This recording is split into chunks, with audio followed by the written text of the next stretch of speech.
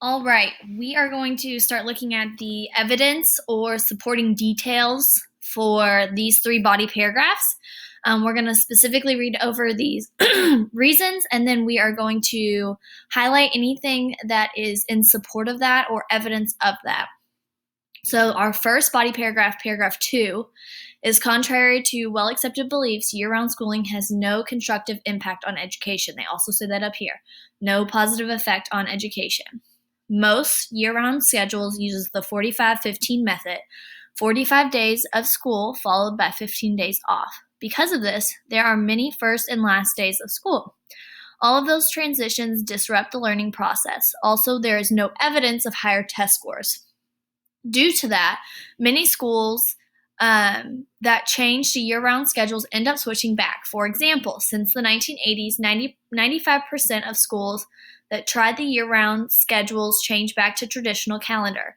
It is obvious that changing year-round schooling does not help students, therefore, why is the change necessary? All of this is evidence or supporting details of the idea that it has no positive effect. I also want to highlight the fact that their evidence in here is not quoted from any kind of source. So right here, there is no evidence for higher test scores.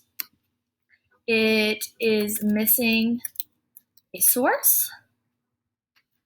And then also right here, since the 1980s, 95% of schools that have tried year-round schooling have changed back to the traditional calendar.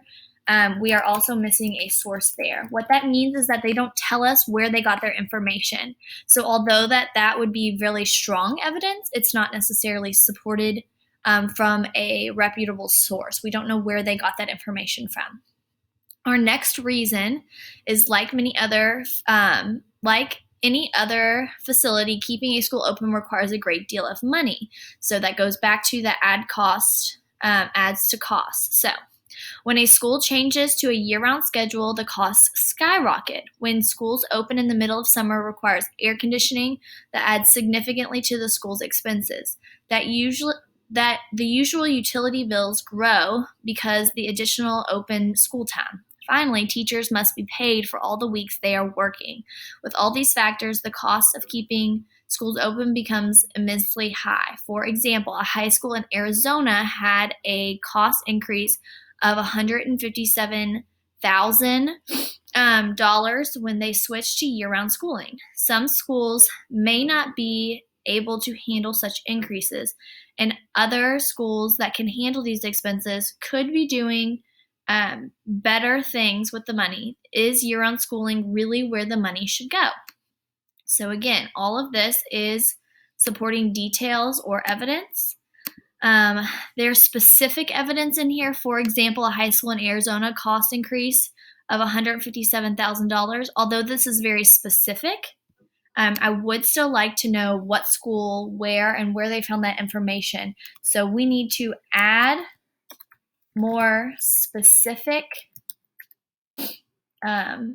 source of data. So they provide that specific numbers and data, but we want more specific evidence.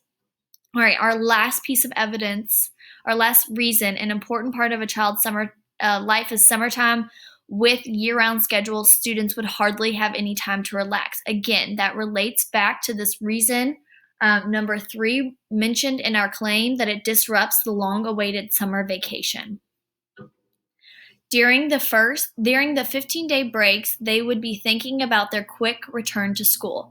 It would also be difficult to coordinate family vacations with parents' work schedules. Similarly, children would not be able to go to most summer camps. One expert, Dr. Peter Scale, says the biggest plus of a camp is that camps help young people discover and explore their talents, interests, and values. Most schools don't satisfy all these needs. Kids who have these kinds of camp experiences end up healthier and have fewer problems. Obviously, the summer is crucial to a child's learning and development. Why would this invaluable part of a young person's life be taken away?